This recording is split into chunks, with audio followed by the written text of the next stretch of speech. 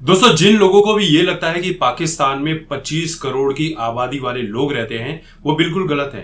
पाकिस्तान में 25 करोड़ लोग नहीं, बल्कि 25 करोड़ आतंकवादी रहते हैं, क्योंकि इनका एक ही सपना है, भारत को पूरी तरह से खत्म कर देना, गजवाए हिंद लागू कर देना। इनके स्कूलों में भी बच्चों को यही पढ़ाया जाता है और बच्चे बड़े होते हैं, जब पैदा होते हैं ना, तो बड़े होने के बाद इनकी सोच भी पूरी आतंकवादियों वाली होती है कि भारत को खत्म करना, भारत में हिंदुओं को खत्म करना, काफिरों को खत्म करना, और यही इनका एकमात्र लक्ष्य है। और इसी में ये भिखारिस्तान पूरी तरह से बर्बाद हो चुका है। देखिए, अमेरिका जो है ये बहुत बड़ा दोगला देश है। ये कभी किसी के साथ नहीं खड़े रहता है। इसका एकमात्र लक्ष्य यही है कि दुनिया भर में युद्ध होते रहें और इनके हथियार बेचे जाते रहें। एक ऐसा वक्त चल रहा है भारत और पाकिस्तान के बीच युद्ध का, जहां पर पाकिस्तान अपने आतंकियों को भेजकर भारत के 28 निर्दोष लोगों की निर्मम तरीके से हत्या कर देता है, जिसका जवाब भारत जो है ऑपरेशन सिंदूर के नाम से देता है, पाकिस्तान के सारे आतंकी ठिकानों को नष्ट करता है और एक युद्ध का माहौल पूरी तरह से बन चुका है। युद्ध का माहौल बन चुका है। और ऐसे में अमेरिका ने क्या किया? अमेरिका ने $2.4 बिलियन का पाकिस्तान को कर्ज दे दिया है। इसे आप कर्ज कहते हैं, लेकिन रियल में ये कहते हैं कि कल ही पाकिस्तान ने पूरी दुनिया के सामने हाथ फैलाकर कटोरा लेकर भीख मांगा था, जो शाम होते होते इसे मिल गया। 2.4 बिलियन की भीख मिली है, जिसमें से $1 बिलियन जो है उसे मिल चुका है। लेकिन अब आप सोच रहे होंगे कि इस $1 बिलियन से पाकिस्तान का बहुत बड़ा काम हो जाएगा। बिल्कुल नहीं। वो सिर्फ वहां की व्यवस्थाएं देख सकता है। इतना बड़ा युद्ध लड़ने के लिए उसके पास न ताकत है, न औकात है, न जोश है, न जज्बा है।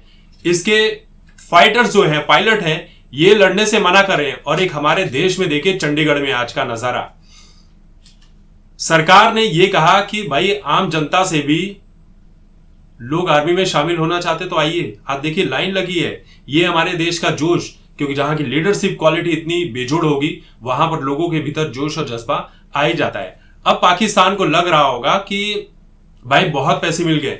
भाई इतने पैसे में तो यहाँ पे लोग शेयर मार्केट में लगा देते हैं और बर्बाद भी हो जाते हैं, फिर दूसरे दिन कमा भी लेते हैं।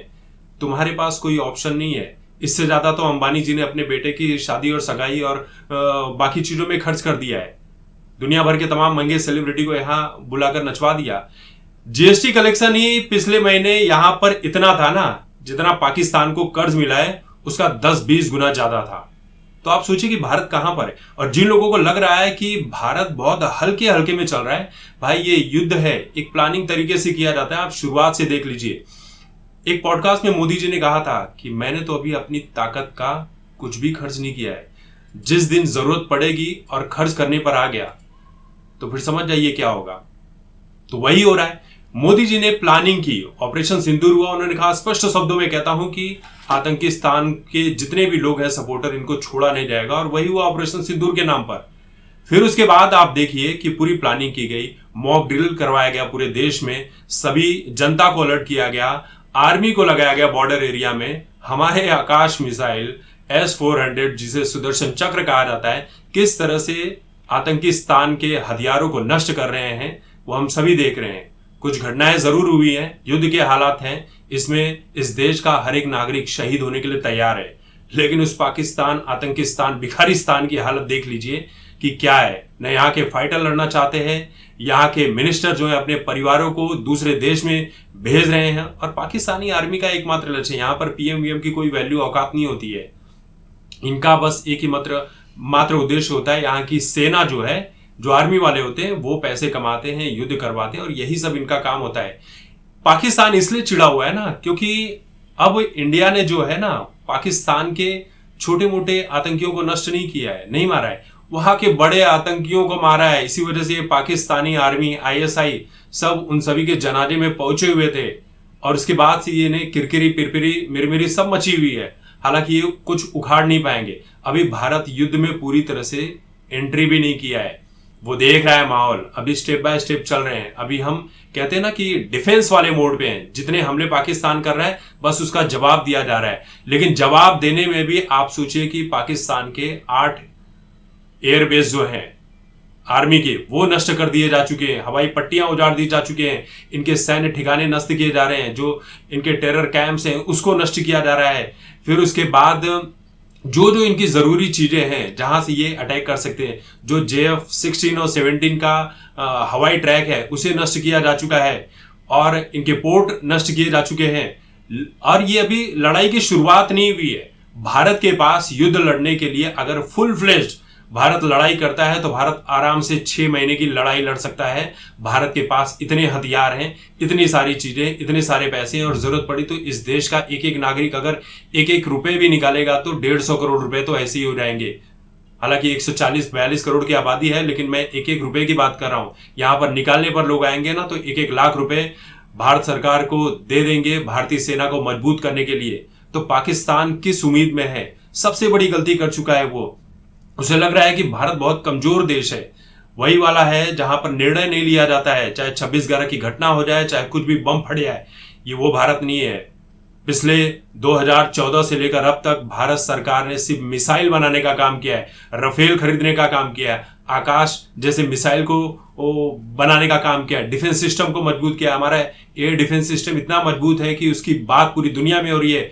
और आप सोचिए कि पाकिस्तान जो कर रहा है ना, भारत सरकार सिर्फ युद्ध नहीं कर रही है, डिफेंस नहीं कर रही है, बल्कि अपने हथियारों का आप कह सकते हैं एडवर्टीजमेंट पूरी दुनिया में कर रही है कि देखिए आइए, हमारे पास इस तरह की मिसाइल है, इतना बड़ा हथियारों का जखीरा है, आप आइए हमसे खरीदिए। जो मजाक बनाया करते थे लोग कि भारत में कुछ नहीं हो सकता है, भाई आत्मनिर्भरता यहां पर नहीं आ सकती है, मजाक बनाया गया था। आज देखिए वही ताकत है। आप सोचिए कि राफेल जैसे जहाजों को ना खरीदा गया होता, या मिसाइलें ना बनाई गई होती, या रक्षा बजट इतना ना बढ़ाया गया होता, तो आज आकाश में जो पक्षी उड़ रहे हैं ना बड़े प्यार से, वहां पर पाकिस्तान की मिसाइलें होती और भारत के न जाने कितने घर तबाह हुए होते, कितने लोगों की मौतें हुई होती। और सोचिए कि उन्होंने दिल्ली पर भी रॉकेट दागा था।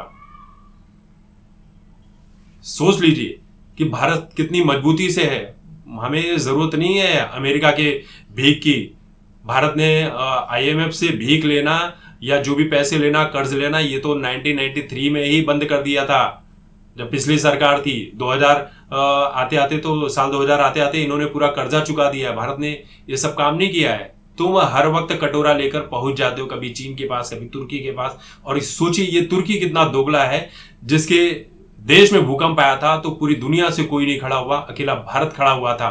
वो बांग्लादेश जहां पर इतनी सारी प्रॉब्लम आती है, वहां पर भी राशन पहुंचाए जाते, पैसे पहुंचाए जाते, लेकिन ये तुर्की इतना दोगला है कि ये क्या कर रहा है, यहां पर हथियार दे रहा है।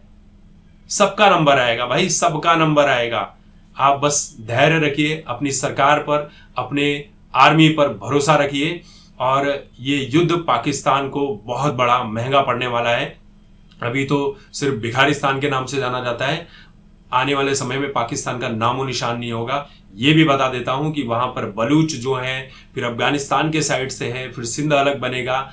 जो पंजाब वाला एरिया है ना, बस यही पाकिस्तान के नाम से जाना जाएगा। 4 टुकड़े होने वाले हैं। ये कोई मजाक की बात नहीं है। बलूचिस्तान ने पाकिस्तान को चोट पहुंचाना बहुत पहले से शुरू किया था, और अब तो इतना पहुंचा चुका है कि पाकिस्तानी आर्मी वहां से भाग रही है। बलूचिस्तान वहां पर अपने झंडे लहरा रहा है। बलूचिस्तान में सोचिए कि हिंदू धर्म को कितनी वैल्यू दी जाती है। तो हम भी चाहते हैं कि बलूचिस्तान एक प्रॉपर देश बने, उसका भाई यहाँ पर भारत में भी कुछ ना कुछ खुले, भारत से डील हो, अच्छी चीजें चले। ये आतंकिस्तान पाकिस्तान नहीं चाहिए पूरी दुनिया को। ये पूरी दुनिया के लिए कैंसर देश है। जितने भी कैंसर देश है ना, इसी तरह से नष्ट किए जाने चाहिए।